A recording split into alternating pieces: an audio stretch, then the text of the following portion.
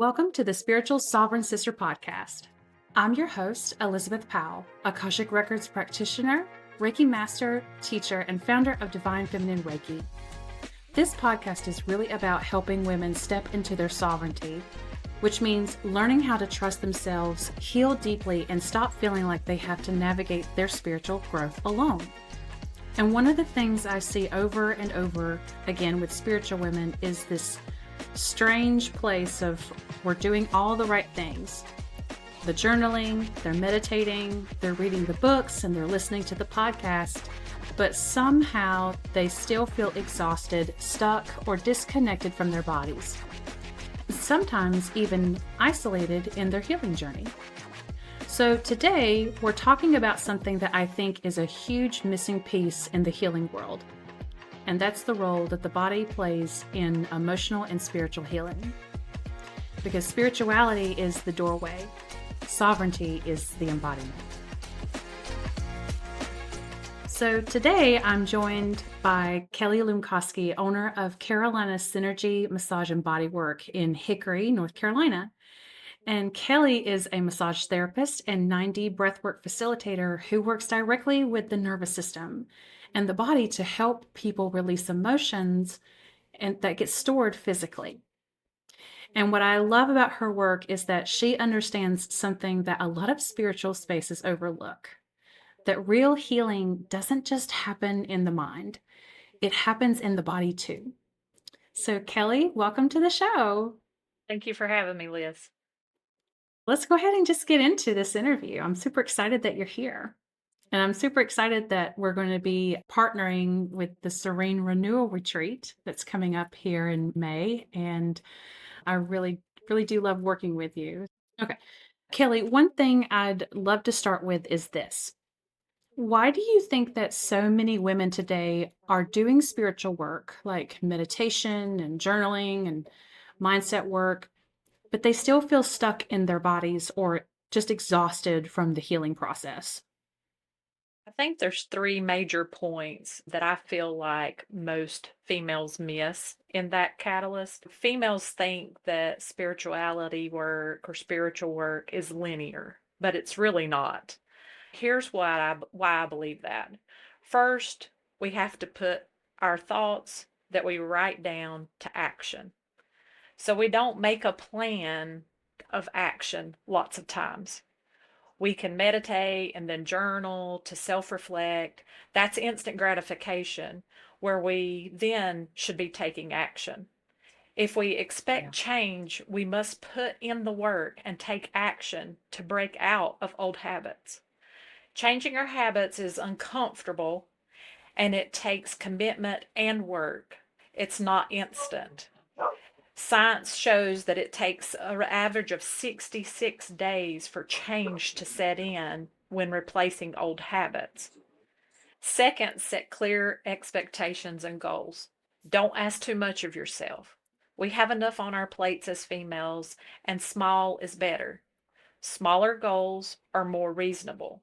Shorter time frames to reach said goal makes it easier and not so overwhelming. And third, celebrate.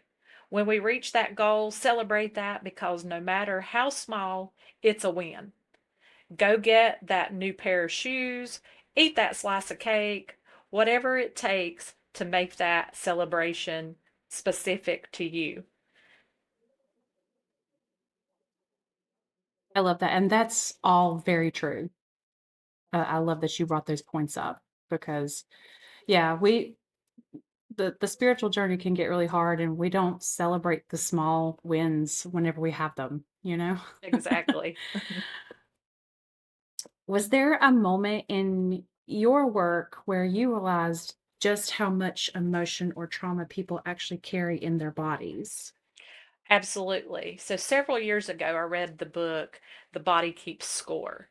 It's an amazing read if you're looking to understand stored emotions and trauma in our body and how that works. But I don't know that it was one singular moment. It wasn't just the one moment, but multiple. As a bodywork therapist, I'm blessed with the gift of touch to help people heal, and I don't take that lightly. healing not only the physical body through massage, but the emotions that become trapped in the body and especially the soft tissue like our muscle and fascia. I've had clients cry during massage sessions that is not in physical pain, but from releasing trapped emotional stress and pain. I've had clients share with me that they have seen colored auras during massage sessions, which is so amazing to me that I've been blessed with that opportunity to hear that client share that mental and spiritual connection.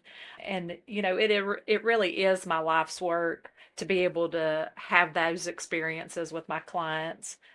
So, that really is the point of reality for me is when the client shares or I can see that physical pain and stress, those stored emotions leave the body in some shape or form.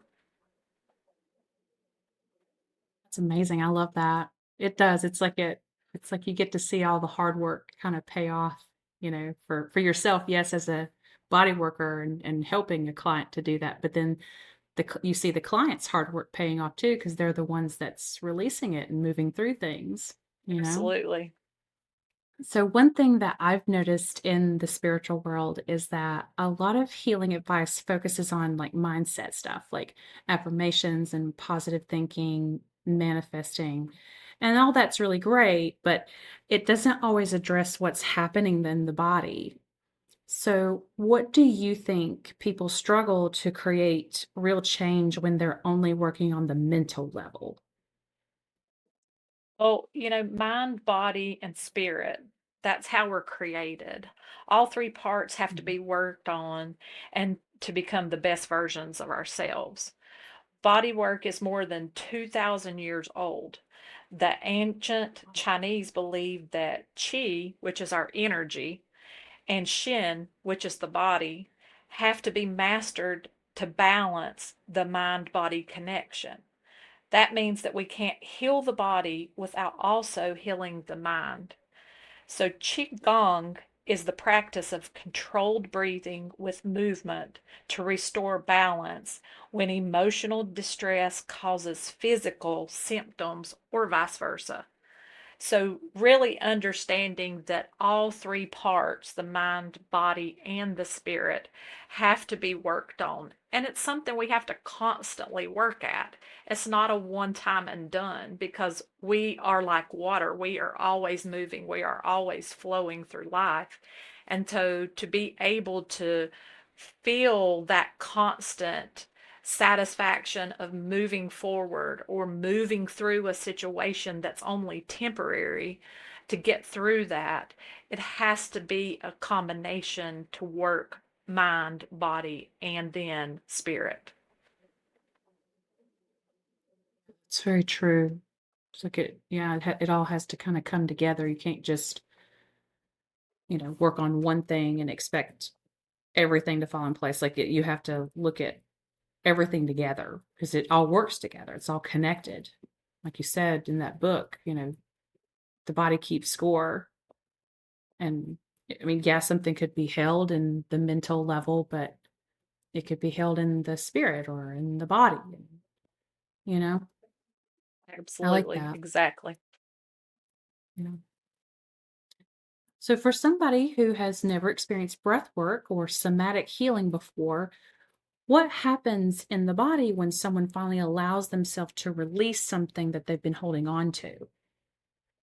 I love to get this question, so thanks for asking it. Unlike traditional talk therapy, which works from the top down, so the mind to the body, breath work, and more specifically 9D breath work, works from the bottom up.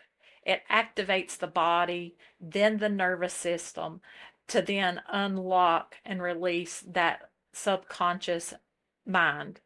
The breath shifts our brain waves from beta, which is our thinking process, to theta, which is that deep meditation moment that we experience, opening up neuro pathways that are up for new beliefs, new thoughts, new patterns to be opened, and the sensation of safety can take root. We can't heal unless we feel safe. We can't heal Mm. in a space that we don't feel safe in. We have Right. to feel safe to then feel vulnerable. That in our vulnerability is where we get that deep rooted healing and be able to heal the mind, body, and the spirit. Gosh, it's so true. And and that's sometimes the very thing that keeps people from wanting to do the healing work, especially with women if you've experienced trauma and there's moments in your life where you were vulnerable and somebody exploited that and took advantage of that.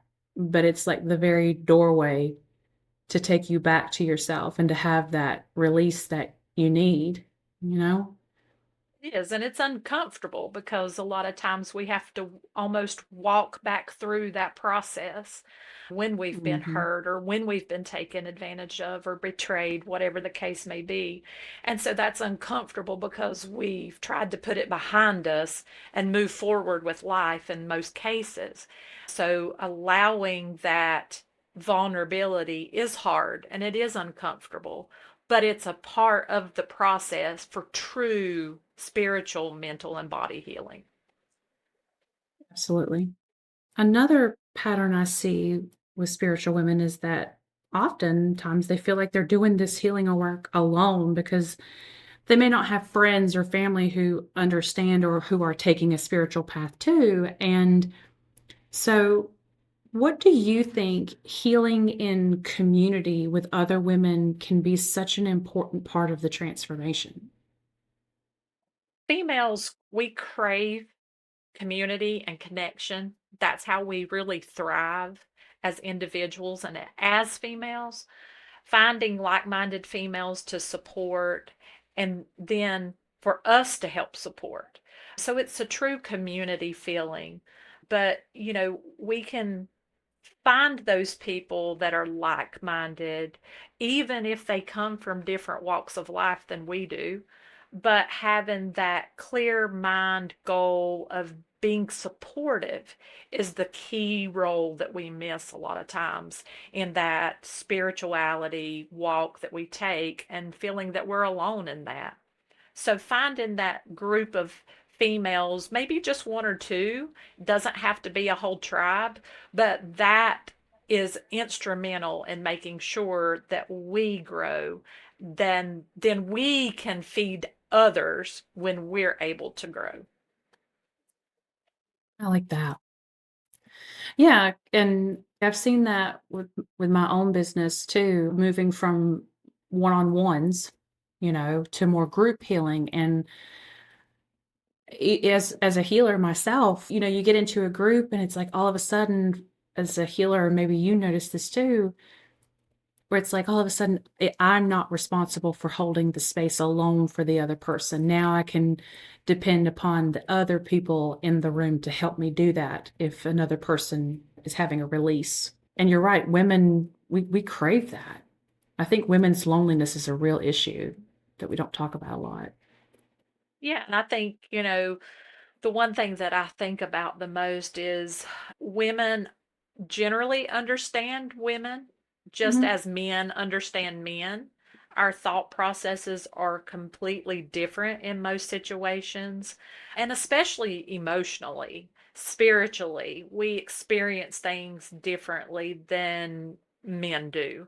So to be able Right. to recognize that and be able to help support the growth of other women, whether that's in business, in motherhood, in moving forward with their own spirituality, any of that. I think we have that kinness between us that ancestrally we have been brought through the same way. We just have to be able to not be afraid individually to open up and share that because most of us, when we do become vulnerable and we do open that up and welcome that, we will find that so many other females will have that likeness with us. Yeah, and I think also with this is when you're trying to do it by yourself, That's exhausting. That's a lot. That can feel like a complete burden to try to do that on your own, and it makes women stop, you know? And I think that that's one of the biggest reasons that we decided to create the Serene Renewal Retreat together is because, we kept seeing women who were just exhausted from trying to carry their healing journey completely on their own. And so, from your perspective, what becomes possible when someone steps away from their daily life and enters into a space that's designed for healing and restoration? When females are able to come together and unplug from our daily responsibilities, we can begin to unwind and feel safe and become vulnerable. I love the Mhm. healing equation that I found a few months ago that says safety plus vulnerability equals healing. And it could be no more true than that, right? It seems Gosh, I very love that. it seems very simple, safety Hmm. plus vulnerability equals healing. But we can open up to vulnerability once we feel secure in our safety. And then we can begin that healing process much easier and it can be accepted much easier and quicker.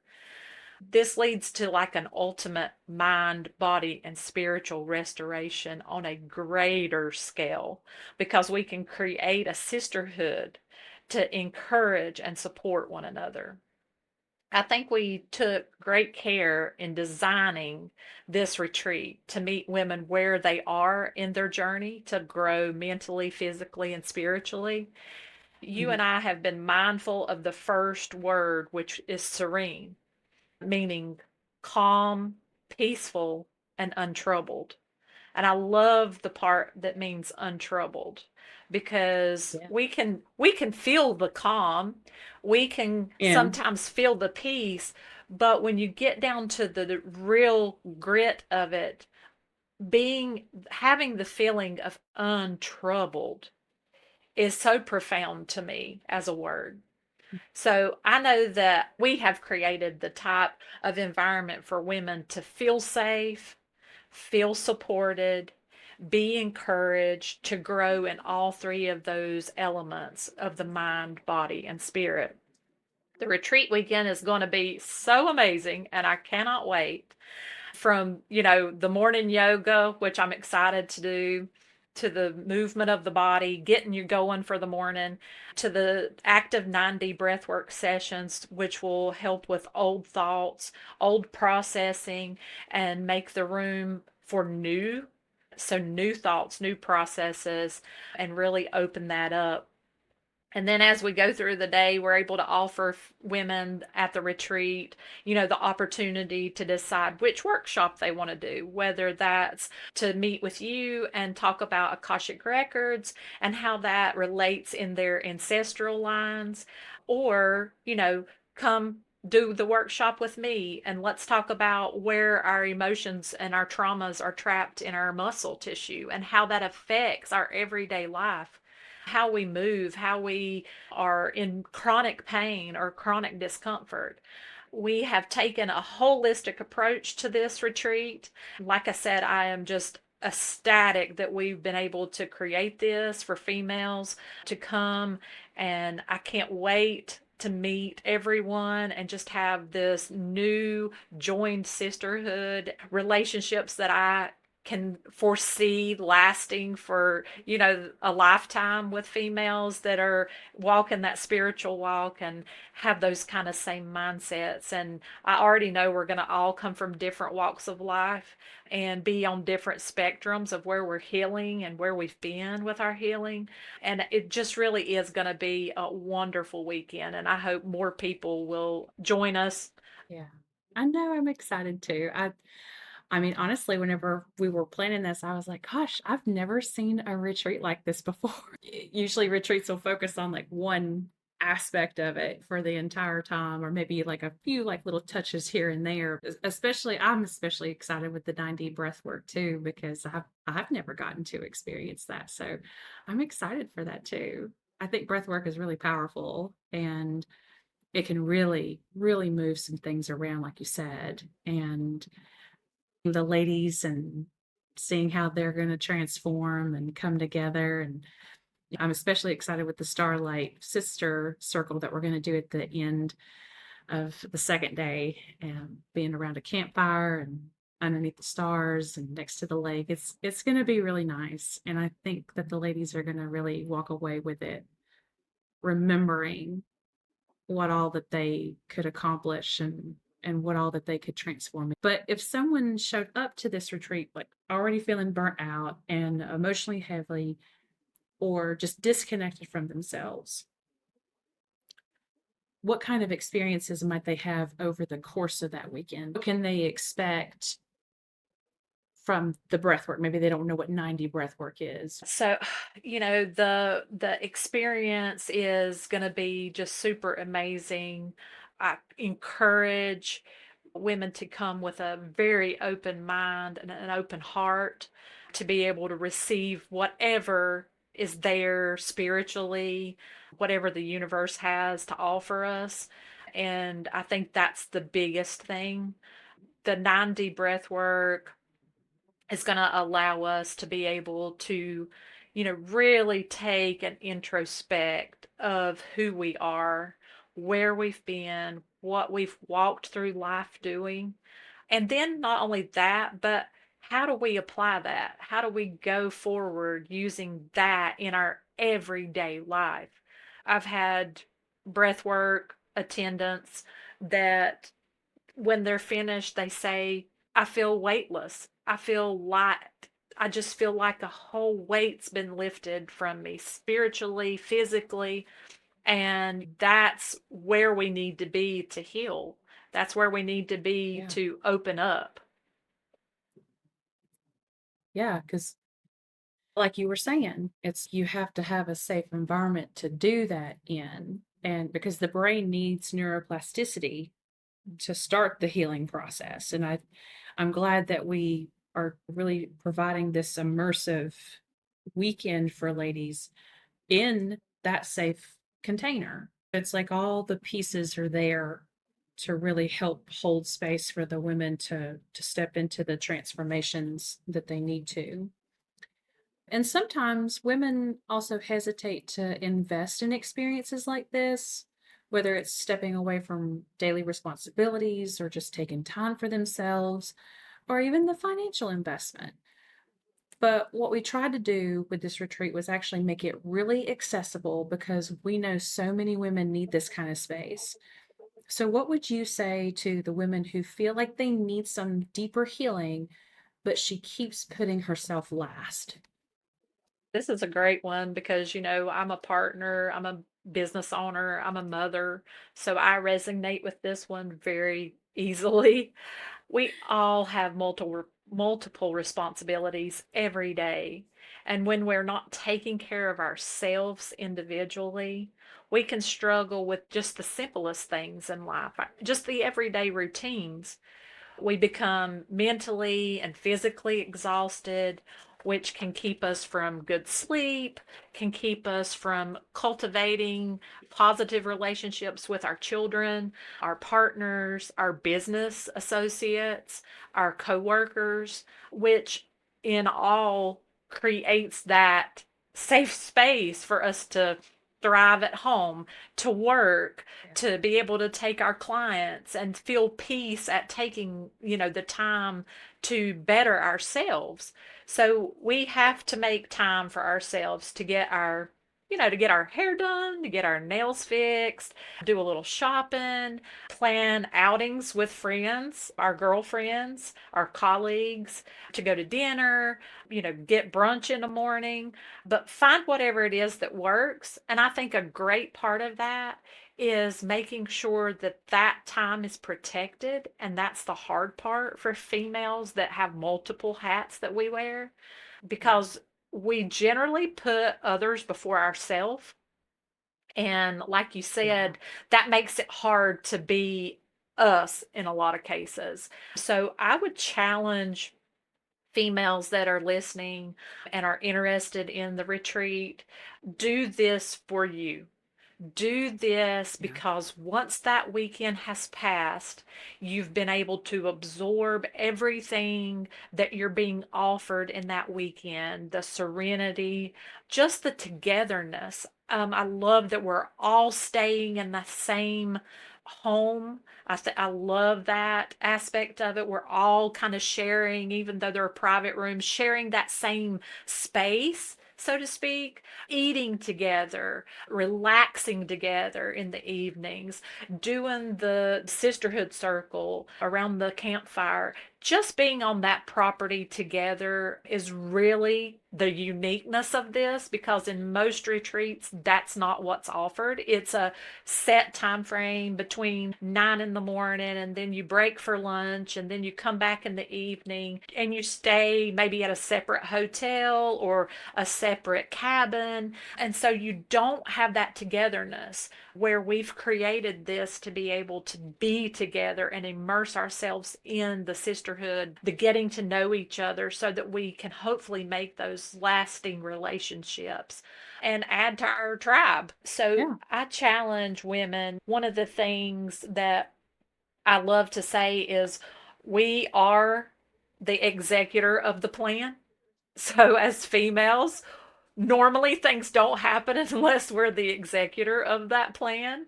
We are the captains of our own ship, and the ship can't sail out of the port until it's fit for service, right? So, Yeah. as captains of our own vessel, our own body, our own mind, we have to make sure that this vessel, our vessel, is fit for Mhm. service. And we can't Yeah. serve others until we have served ourselves and gotten ourselves to that point of service. It's Yeah. about that for me. I love that. Yeah, because women are praised for putting everybody else first and, being selfless and doing it all. And meanwhile, we're sitting here screaming quietly to ourselves. Yep. Yeah, that can be a big struggle. So I ask every guest on the podcast this question. What does spiritual sovereignty mean to you? So it took me a little bit to really find the words to say for this when you and I Mhm. originally started talking about doing this podcast together. Yeah. So I did a little research, and spiritual sovereignty, I kind of like to break things down when I don't know where to go with it. So that's what I did with this. The word sovereignty means absolute, supreme, authority. So when you look it up in Mhm. the dictionary, that's actually what words are contributed to sovereignty. So absolute supreme authority. So here's my words about this. When you add the word spiritual in front of that, to me it means we are the divine. We were created for Yeah. greatness.